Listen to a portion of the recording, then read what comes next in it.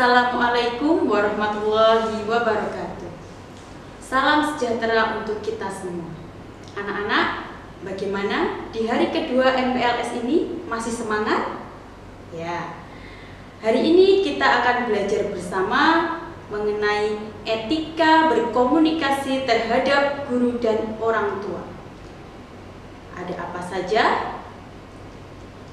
Nah, di sini ada 4 gambar. Yang pertama adalah etika.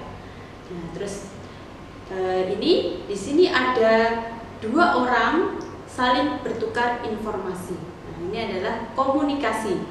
Ada belajar dari rumah. Nah, belajar dari rumah identik dengan berbagai macam pirantinya, ada gadget, ada laptop, dan lain sebagainya. Ya, kenapa seperti ini? Karena kita sekarang berada dalam masa di mana pembelajaran itu harus dilakukan dengan daring. Dengan daring ini, bagaimanakah kita membangun komunikasi dengan Bapak dan Ibu guru? Bagaimanakah etika kita? Nah, kita mulai dari pengertian etika dulu. Apa itu etika? Etika adalah suatu norma atau aturan yang dipakai sebagai pedoman dalam berperilaku di masyarakat bagi seseorang terkait dengan sifat baik dan sifat buruk. Etika baik harus kita lakukan dan etika buruk harus kita tinggalkan. Nah, ini berarti kaitannya dengan aturannya, ya, normanya, ya, yang harus kita pegang. Yang baik kita lakukan dan yang buruk kita tinggalkan. Komunikasi adalah suatu proses penyampaian informasi dari satu pihak kepada pihak lain. Nah, komunikasi ini bisa dilakukan secara verbal maupun non-verbal. Seiring dengan kondisi kita sekarang, komunikasi antara siswa dengan guru itu dilakukan dengan cara virtual. Ya, virtual ini bisa melalui chat, video call maupun panggilan suara. Nah, itu bisa dengan melalui WA, bisa juga dengan Teams, ya. Etika siswa menghubungi guru via online. Yang pertama, anak-anakku, perhatikan waktu, ya. Hindari waktu istirahat dan waktu ibadah. Jadi ketika misalnya kalian hendak bertanya kepada Bapak dan Ibu guru, ya, itu dilihat jamnya, jam berapa. Jika sudah malam, tunda hingga esok hari. Ya, terus yang kedua, pilihan bahasa. Gunakan bahasa yang baik dan sopan. Ya, kalian bedakan antara berkomunikasi dengan Bapak dan Ibu guru dan dengan teman. Ya. Terus yang ketiga, perkenalkan diri kalian. Jadi di dalam chat itu kalian menyebutkan nama dan kelas kalian, ya, sebelum kalian menyebutkan pertanyaan kalian. Yang keempat, salam. Ucapkan salam, bisa dengan assalamualaikum, atau misalnya selamat pagi, selamat sore, dan lain sebagainya. Yang kelima, rendah hati. Misalnya, mohon maaf, jika berkenan, bolehkah saya menelpon ibu, terus kemudian dilanjutkan gitu, ya. Terus yang keenam, to the point. Nah, berarti kalian ingin tanya apa, langsung kepada apa yang kalian maksudkan. Jangan terlalu bertele-tele, ya. Jadi apa yang hendak kalian tanyakan langsung pada inti permasalahan yang hendak kalian sampaikan kepada Bapak dan Ibu guru. Yang ketujuh, hindari kata ganti. Ya, misalnya kata ganti kamu, Anda, itu jangan sampai menggunakan kata itu. Ya, kalian sebut saja namanya.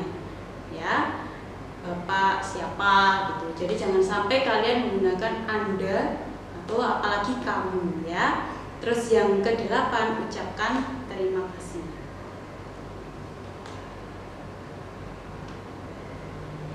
Nah, ini hal-hal yang harus diperhatikan ketika mengikuti pembelajaran daring.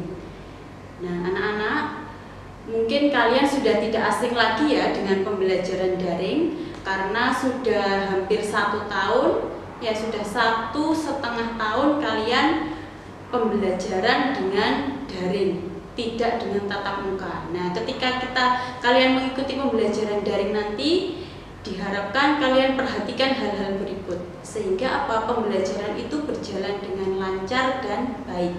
Yang pertama adalah ketika misalnya Bapak dan Ibu guru mengajak kalian video call, ya, misalnya Zoom meeting, ya, atau misalnya Google Meet, atau misalnya yang lainnya, menggunakan aplikasi yang lainnya. Nah, itu tolong kalian menyalakan kamera, ya.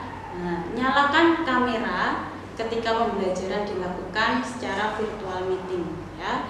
Yang kedua, jika ingin menelpon Bapak dan Ibu guru, misalnya kalian ingin bertanya, ya, hendak bertanya, nah itu tolong jangan langsung menelpon, tetapi minta izin melalui chat dulu. Ya, barangkali Bapak dan Ibu guru sedang sibuk. Ya, mungkin nanti ketika sudah kalian chat terus beliau mengiyakan, nah pada saat itu kalian bisa langsung telepon, ya. Yang ketiga, jika sedang mengikuti pembelajaran daring, kalian mengenakan pakaian atau seragam dengan rapi dan tidak bersikap yang aneh-aneh. Ya, jadi ikuti pembelajaran layaknya di dalam kelas. Ya, layaknya di dalam kelas. Jadi kita hanya bedanya kita tidak bisa bertatap muka secara langsung, tetapi etikanya tetap harus kita jaga. Ya, terus yang keempat adalah menjawab dengan segera pesan yang dikirim oleh Bapak dan Ibu guru. Ya, nanti ketika pembelajaran menggunakan Teams, nah, Bapak dan Ibu guru akan mengirimkan pesan, ya, menyapa kalian ketika akan memulai pembelajarannya. Nah, pada saat itu tolong, ya, kalian respon, ya, karena dari respon itu berarti ada komunikasi yang baik antara Bapak dan Ibu guru dengan kalian, ya. Jadi direspon misalnya baik Bu, baik Pak, siap, dan lain sebagainya. Terus kemudian yang kelima, selalu mengerjakan tugas-tugas yang diberikan oleh Bapak dan Ibu guru. Nah, ini nanti kalian ketika sudah SMP ini kalian akan mengenal banyak, ya, banyak Bapak dan Ibu guru, dan pada setiap pembelajaran pasti akan ada tugas. Nah, itu kalian kerjakan dengan sebaik-baiknya, ya, sebagai wujud timbal balik dalam berkomunikasi secara virtual. Yang keenam, tidak banyak permintaan. Patuhi semua aturan yang diterapkan oleh Bapak dan Ibu guru. Ya, itu adalah yang perlu kalian perhatikan ketika pembelajaran daring. Ya, anak-anak, ini Ibu berikan contoh, ya, contoh berkomunikasi yang benar. Ketika kalian ada kepentingan, di sini ada salam, ya, Assalamualaikum Bu Erni, terus kemudian memperkenalkan nama, terus kemudian disertai dengan kelas, kemudian menyampaikan pesan atau keinginan yang hendak dikirim ke Bapak dan Ibu guru. Terus kemudian jamnya, ya, waktunya ini masih dalam kategori tidak mengganggu jam istirahat, ya, bukan jam malam, jadi jamnya masih sesuai. Jadi perhatikan jam ketika kalian akan menyampaikan pesan kepada Bapak dan Ibu guru. Contoh berikutnya, nah ini, ucapkan terima kasih kepada Bapak dan Ibu guru yang membalas chat. Nah, ini, ya, banyak sekali kalian ketika mengirim pesan terus kemudian dibalas, kalian abaikan ketika sudah sesuai. Nah, tolong diakhiri dengan terima kasih atau bisa juga dengan salam, ya.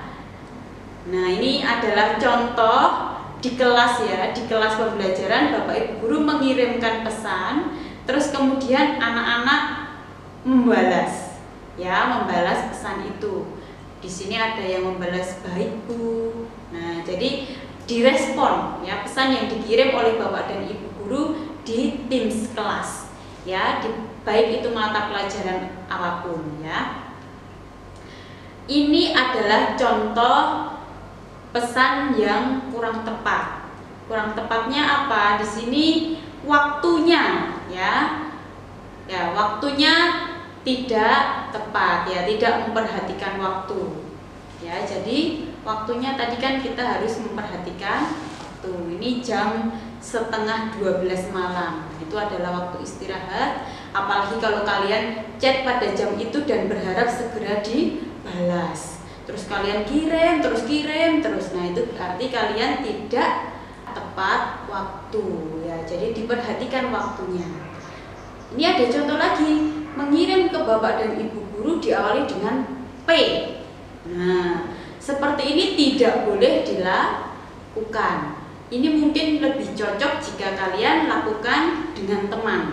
Ya, kalau untuk dengan bapak dan ibu guru tidak sopan ya.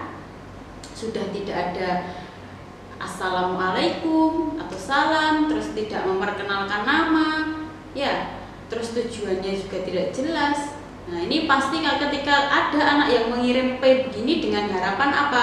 Kemudian dibalas, baru nanti kalian menyampaikan pesan yang hendak kalian sampaikan. Nah, tidak betul ya. Hindari yang seperti ini ya. Nah, itu yang bisa Ibu sampaikan kaitannya dengan etika berkomunikasi dengan Bapak dan Ibu guru. Ya, demikian anak-anakku apa yang Ibu sampaikan kaitannya dengan materi etika berkomunikasi dengan Bapak dan Ibu guru melalui pembelajaran daring. Semoga hal ini bermanfaat. Besar harapan Ibu kalian laksanakan untuk kedepannya demi kesuksesan kalian dalam pembelajaran daring. Terima kasih. Wassalamualaikum warahmatullahi wabarakatuh.